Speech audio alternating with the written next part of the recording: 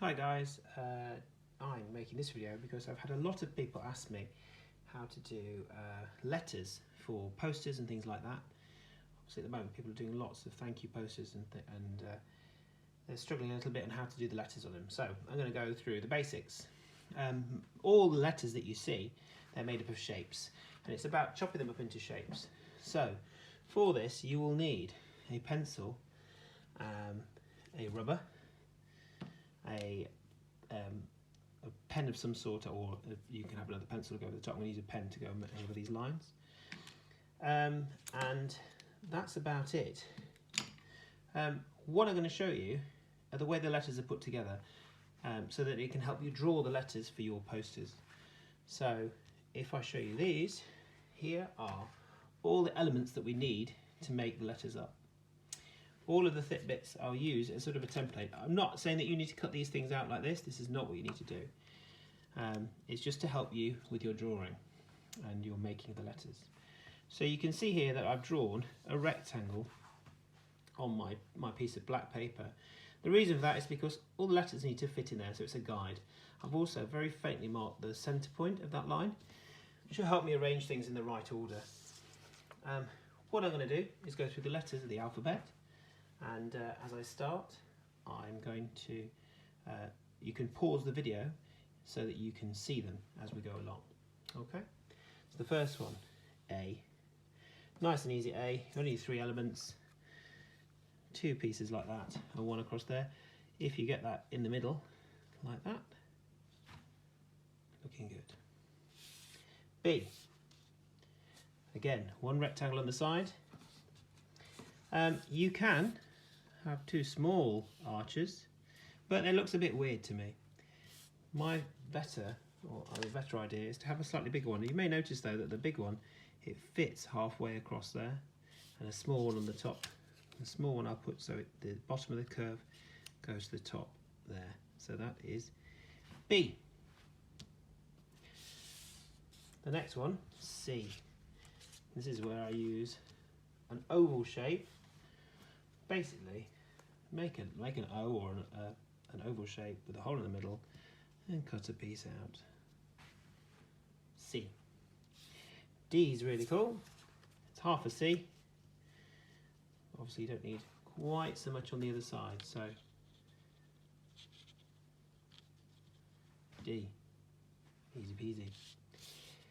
E is an easy one. Now E, you have obviously a rectangle at the top, rectangle at the bottom, rectangle on the side, and then you have a rectangle in the middle. Now you can either have all 3 prongs out to the same height or same width out. You might choose to indent it slightly. You might choose to put it up high or down low, depending on your font. You can have a play around with it if you want. But yeah, there's E, nice and simple. F. G is a little bit more complicated. You need to start with your basic shape, O shape. You have a little bit that goes down, a little bit that goes across, and you black out part of it as well. So G is like a C with an extra mini capital T on it. So A, B, C, D, E, F, G, H. Nice and basic. 3 rectangles. H. I, again, nice and easy. I.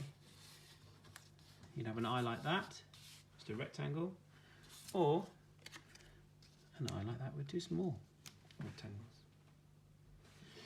Okay, next one, J.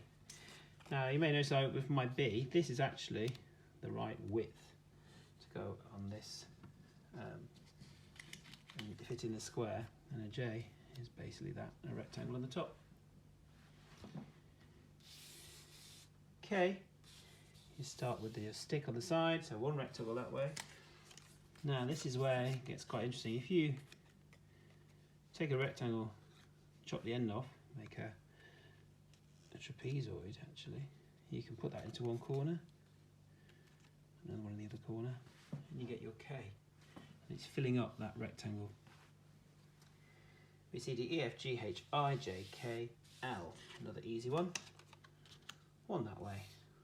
L. M.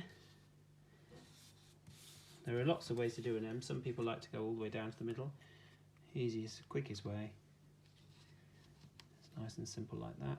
And obviously you can tidy up these bits when you've finished, after you've done it. This is just such to give an outline of the different shapes that you need. N, you just need to add a diagonal line. I try to join the corners up, so the corner of this rectangle here joins the corner of this rectangle here, and the corner of this rectangle to this rectangle. N. O, nice and easy. P, again, nice and easy. Q, a little bit harder. There's your O, and then you take a smaller piece, stick it across it. You could, if you wanted to as well, do something along these lines, use a parallelogram, something to experiment with later if you like, depending on what you like. R, one of those, on my big circles, and I'm actually going to use one of the sticks from my K this time because it's got a nice end to it there, so it sits nicely there. Obviously, just a guideline. S. S is the tricky shape of the lot. And it's tricky because when you draw an S, you get this, you've got the outside curve and you've got the inside curve. The two of them together make it quite hard to get right.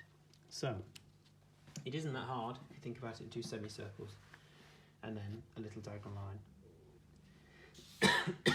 Next one, T. Some people make a T with a big T across the top. I prefer it slightly shorter, and then it keeps in the same proportions as some other ones. U, just like a J, but with two sticks either side. V, like an A without a line. W is an upside down M.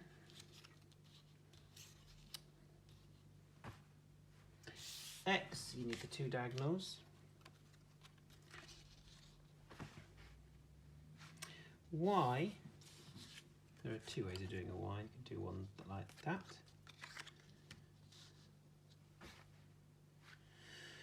Or you could do one like that, as half an X. And last but not least, Z. Two diagonals, or one diagonal, sorry. One rectangle, one rectangle. Okay, I hope that helps. Let me know what you can come up with. And just remember, if you split it up into the basic shapes, you'll get it. Makes it nice and easy, simple for you to do. Good luck.